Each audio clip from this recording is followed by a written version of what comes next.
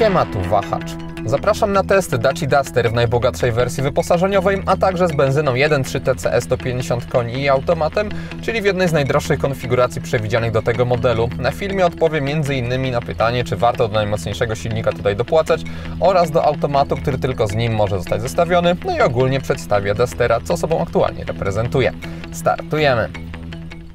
Wspominane dopłacanie wiąże się z tym, że testowana Dacia niebezpiecznie zaczyna zbliżać się do granicy 100 000 złotych i dzieje się tak zarówno decydując się na 150-konną benzynę, która z automatem ma napęd tylko naprzód, jak również na warianty z napędem 4x4 i manualami. I o ile niestety wszystkie samochody ostatnio mocno podrożały, to w modelu tego typu, który zawsze wyróżniał się niższą ceną, przybicie 6-cyfrowej granicy jest szczególnie odczuwalne.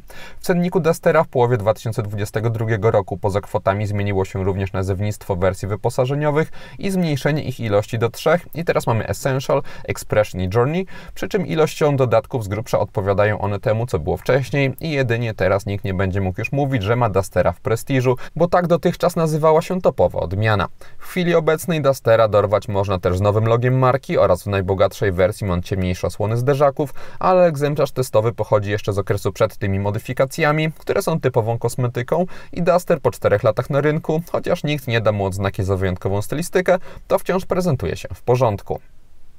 We wnętrzu wraz z odświeżeniem logo zmodyfikowano też projekt deski rozdzielczej, który pokazałem na przebitce i osobiście chyba wolę ten z auta, które dostałem do testów, ponieważ kabina Dustera ogólnie nie jest jakaś bardzo finezyjna, a okrągłe nawiewy dodają jej trochę więcej życia. Gdy ostatni raz jeździłem Dusterem jesienią 2021 roku, samochód z 1.3 TCE 150 koni i automatem EDC kosztował 87 400 zł. Od tego czasu podrożał on o 10 400 zł i inne wersje też zwiększyły swoje ceny, a przez eliminację co prawda spartańskiej, ale wciąż jeżdżącej bazowej odmiany Access za 51 300 zł, obecna minimalna cena, za jaką dorwać można testowany model Dacia, to 67 800 zł. Liczyć można wtedy na odmianę Essential z benzyną 1.0 TCE 90 koni i chociażby na radio z Bluetooth czy światło LED, ale przykładowo za manualną klimatyzację dopłacić trzeba 2500 zł, a lusterka regulowane są ręcznie, zatem wciąż o wystarczającym poziomie wyposażenia nie ma co mówić. Środkowy Expression najpoważniejsze braki uzupełnia, przy czym biorąc pod uwagę, że jest tylko 5200 zł tańszy od znajdującego się na szczycie cennika Journey, gdzie pojawia się chociażby automatyczna klimatyzacja, kamera cofania, nawigacja czy czujniki martwego pola, to myśląc o jakoś lepiej doposażonym Dusterze, warto moim zdaniem rozważyć najbogatszą wersję i ewentualnie oszczędności szukać w silnikach, bo tam różnice pomiędzy bazową i topową jednostką napędową sięgają niemal 20 000 zł. W przypadku testowanego egzemplarza oszczędności nikt nie szukał, bo jeszcze dołożono do niego dostęp bezkluczykowy czy kamery 360 stopni i spowodowało to, że kosztował on łącznie 102 400 zł. Gdyby ktoś chciał jednak maksymalnie oszczędzić na układzie napędowym Dustera, a pieniądze przeznaczyć na wyposażenie, to kończąc temat finansowy, dopowiem jeszcze, ile egzemplarz najbogatszej wersji, ale z bazowym 1.0 TCE 90 koni kosztowałby w leasingu operacyjnym i za przykład podam tu ofertę przygotowaną przez partnera Wahacz TV, czyli firmę Carlis Polska. Przechodząc na kwoty netto, jako parametry przyjmijmy 20% wpłaty własnej, co daje 13 675 zł, do tego 4-letni okres leasingu i wykup końcowy 30%, czyli 20 512 zł i w konsekwencji tego miesięczna rata wynosi 1083 zł. Odnośnik do oferty, gdzie można dopasować suwaki pod siebie, umieściłem w opisie filmu, podobnie jak link do oferty na wynajem długoterminowy Dacia Duster, a na carlispolska.pl znaleźć można dostępnych też wiele innych modeli. Osoby chcące mieć Dustera i nie chcące same zmieniać w nim biegów mają obecnie lepszą sytuację niż kiedyś, czego potwierdzeniem jest otrzymany przeze mnie do testów egzemplarz, podczas gdy jakiś czas temu w ogóle automaty EDC nie były w tym modelu dostępne. Wciąż jednak skrzyni tego typu nie można zestawiać swobodnie z innymi układami napędowymi i trzeba poświęcić albo niższe spalanie i charakterystykę pracy diesla, albo napęd na wszystkie koła. Czy warto to robić? Tu wszystko zależy od potrzeb, ale ja skupię się teraz na tym, jak w ogóle automat w Dusterze sobie radzi i zacznę od jego minusów, a konkretnie minusa, bo tylko jednego znalazłem poważniejszego i jest nim mała chęć do redukcji przy niektórych prędkościach pozamiejskich, na przykład w okolicach 80 km na godzinę, które powodują, że silnik trzymany jest tuż pod granicą 1500 obrotów. Wtedy umiarkowane wciskanie gazu nie skutkowało praktycznie żadną reakcją, tak jakby skrzynia zastanawiała się, co robić i w konsekwencji ani nie robiła redukcji, ani nie starała się problemu załatwić zwiększając obroty i dopiero bardziej wciskając gaz silnik wskakiwał na 2000 obrotów i auto bardziej ochoczo zaczynało przyspieszać. przyspieszać.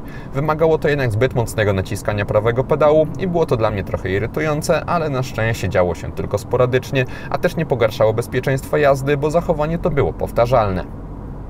Poza tym do skrzyni zastrzeżeń nie mam, bo w mieście radzi sobie ona dobrze i na przykład ruszając spod świateł nie czuje się żadnej zwłoki, nawet gdy działa system start-stop. Też w trakcie normalnego przyspieszania zmiany biegów skrzynia EDC załatwia płynnie i bez szarpania i robi to dodatkowo szybko, a poza specyficznym pułapem obrotów, o którym wspominałem, nie ma problemu z wymuszaniem jedno-dwubiegowej redukcji. Dopiero wkręcenie silnika pod czerwone pole, którego swoją drogą na obrotomierzu Dustera nie ma, bo zegary są w nim zunifikowane tak, aby pasowało i do benzyn, i do diesli bez żadnych modyfikacji. No ale wracając do tematu, podczas największych redukcji skrzynia EDC musi trochę dłużej pomyśleć, ale nie tak, aby to przeszkadzało, no i przez charakter samochodu nie czułem potrzeby przyspieszania w ten sposób. Ogólnie zatem automat w testowanej Daci to udana i warta rozważenia konstrukcja, która przez brak konieczności zajmowania się zmianą biegów poprawia wrażenie z użytkowania, tym bardziej, że manuale w Daciach są mocno zwyczajne i ręczna zmiana biegów nie jest z nimi żadnym fajnym, sportowym doświadczeniem. Z kolei połączony ze skrzynią EDC silnik zapewnia takie przyspieszenie od 0 do setki.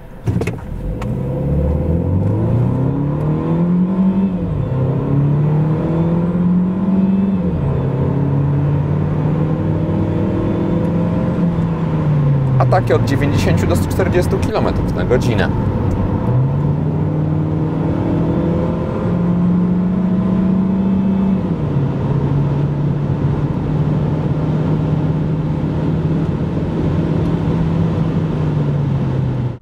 ...150-konna benzyna w kwestii dynamiki jest zdecydowanie najlepszym wyborem do Dustera i zapewnia ona naprawdę dobre osiągi, które pozwalają na sprawne i bezpieczne podróżowanie na każdym rodzaju drogi, a też zachowanie skrzyni w zdecydowanej większości przypadków daje poczucie dobrego dostępu do pełni potencjału silnika, który pojawia się od około 2000 obrotów na minutę.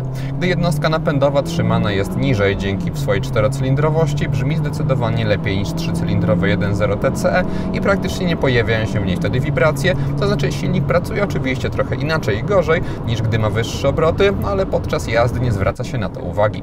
Pod kątem spalania benzynowy Duster zużywał mi w Warszawie 7,5 litra na setkę, na drogach pozamiejskich były to okolice 5 litrów, na ekspresówkach zużycie paliwa rosło do 6 litrów, a przy prędkościach autostradowych do 7,5 litra.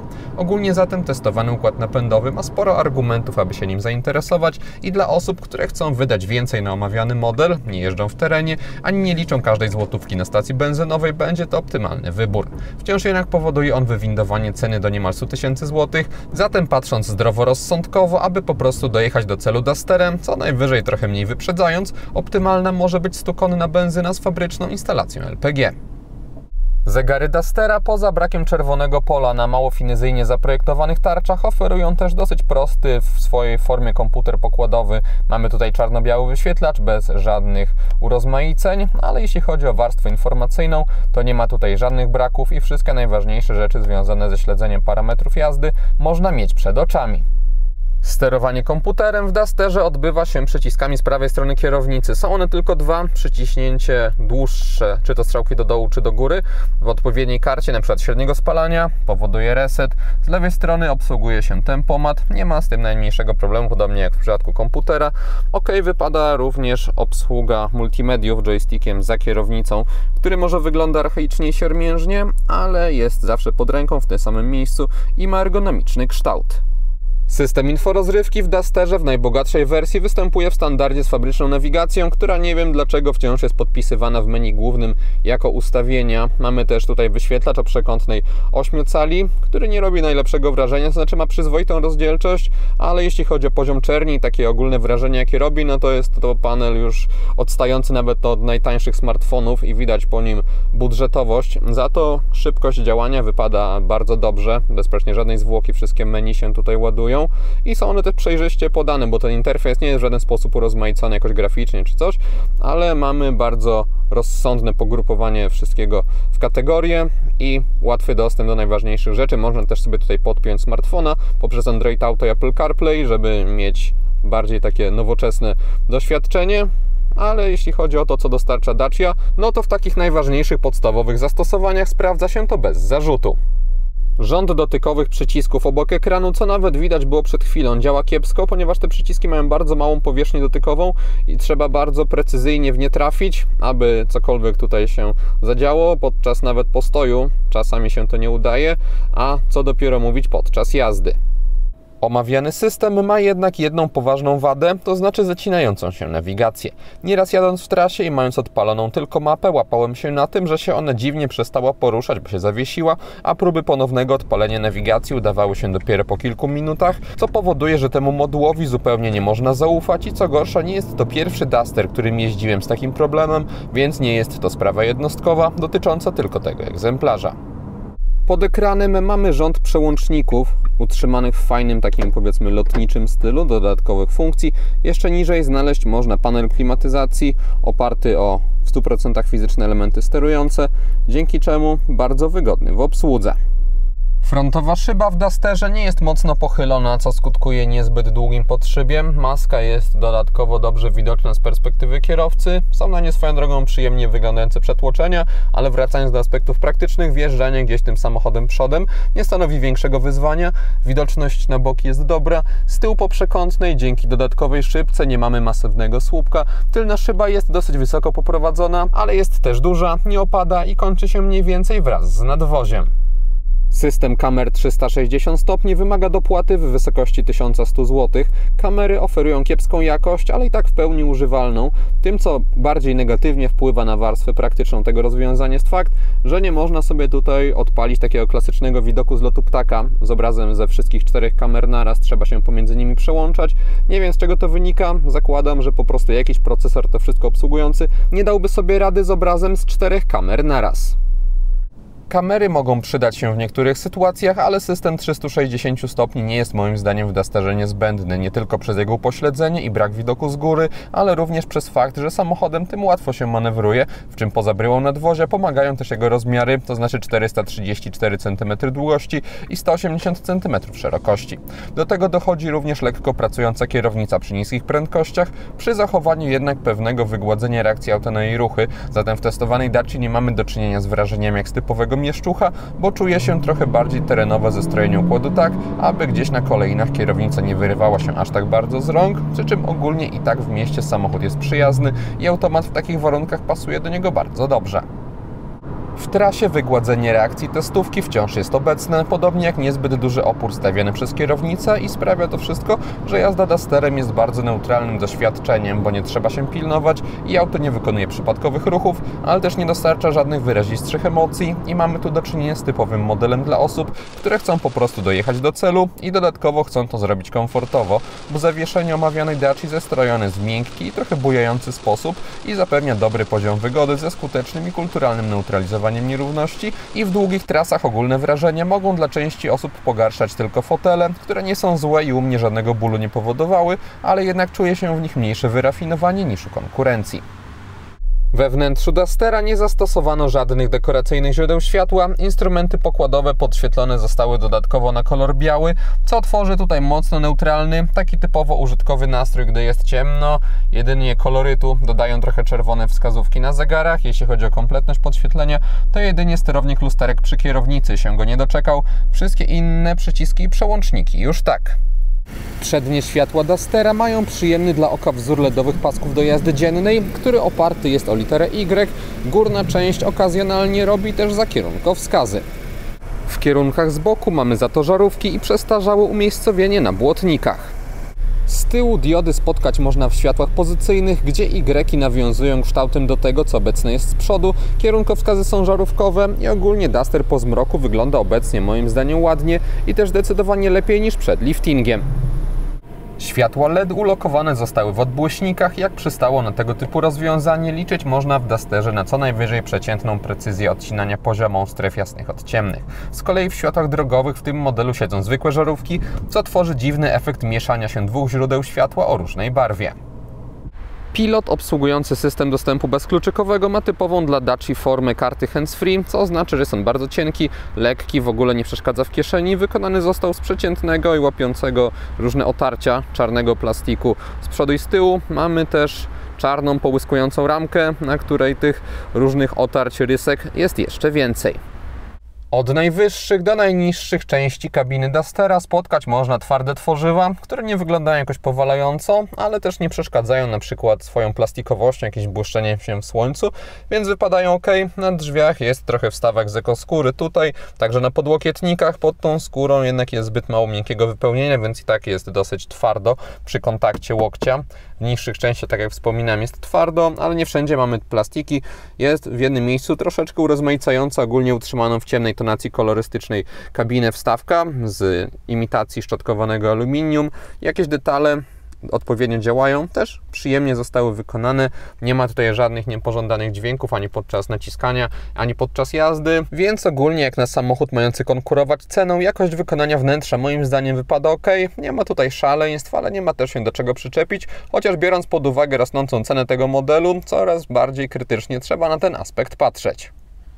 Z tyłu, gdy ustawiam przedni fotel pod siebie i siadam za sobą, to na nogi mam taki minimalny, ale wystarczający, żeby uniknąć kontaktu zapas wolnej przestrzeni. Nad głową, nawet przy konkretnym wyprostowaniu się od podsufitki, dzieli mnie jeszcze taki margines. Tunel środkowy w testowanym modelu nie powinien nikomu za bardzo przeszkadzać, ponieważ też za bardzo nie wystaje. Tylna kanapa prezentuje się tak, nie ma w niej rozkładanego podłokietnika, są za to obecne dwa porty USB w standardzie A, które występują w pakiecie wraz z dostępem bezkluczykowym. Kosztuje on 1000 zł. Dodając do tego kolejne dwa złącza z przodu, występujące już w standardzie, dostaje się konkretny zestaw do ładowania różnych urządzeń. Szkoda, że tutaj też mamy tylko USB-A, chociaż jedno USB-C na pokładzie by się przydało. Bagażnik Dustera ma 411 litrów pojemności, cechuje się on niezbyt wysokim progiem załadunkowym, chociaż tego dodatkowego fragmentu tutaj mogłoby nie być, byłoby jeszcze lepiej. Mamy tutaj też przyzwoitych rozmiarów otwór, a także dużą regularność kształtów. Jeśli chodzi o praktyczne dodatki, to po obu stronach w kufrze mamy jedynie po haczyku na jakąś torbę. Pod podłogą znajduje się po prostu blacha, ponieważ dostęp do dojazdowego koła zapasowego odbywa się od spodu. Po złożeniu oparć tylnej kanapy dostaje się maksymalny dla tego modelu 1444 litry pojemności oraz podłogę z wyczuwalnym, ale nie jakimś bardzo wysokim uskokiem. Podsumowując, Dusterem z automatem i 150-konną benzyną jeździło mi się najlepiej ze wszystkich wersji tego modelu, jakie testowałem, bo automatyczna skrzynia, jak przystało na tego typu konstrukcję, daje większy luz, a solidna moc i lepsza kultura pracy jeszcze poprawiają wrażenie. Jednak za około 100 000 złotych konkurencja na rynku robi się już ostrzejsza, chociaż trudno będzie znaleźć za te pieniądze auto podwyższone o tych rozmiarach, ale lekko z nich rezygnując, dorwać można trochę mniejsze crossovery, np. Renault Captur, które zaoferują jednak lepszy poziom, bo Duster, chociaż jest naprawdę udanym autem, którym bezproblemowo można jeździć, to jednak wciąż ma względem konkurencji trochę do nadrobienia i wciąż bardziej pasują do niego trochę mniej wypasione konfiguracje. I to wszystko, co przygotowałem o Dusterze. Dziękuję za uwagę i mam nadzieję, że jego test się podobał. Jeśli tak było, zachęcam do dania temu filmowi łapki w górę. Będzie mi z tego powodu bardzo miło. Zainteresowanym przypominam o carlispolska.pl, ich ofercie. Jeśli ktoś nie ma, zapraszam również do subskrypcji kanału, ponieważ kolejne materiały na Wahacz TV pojawią się już wkrótce. Na razie!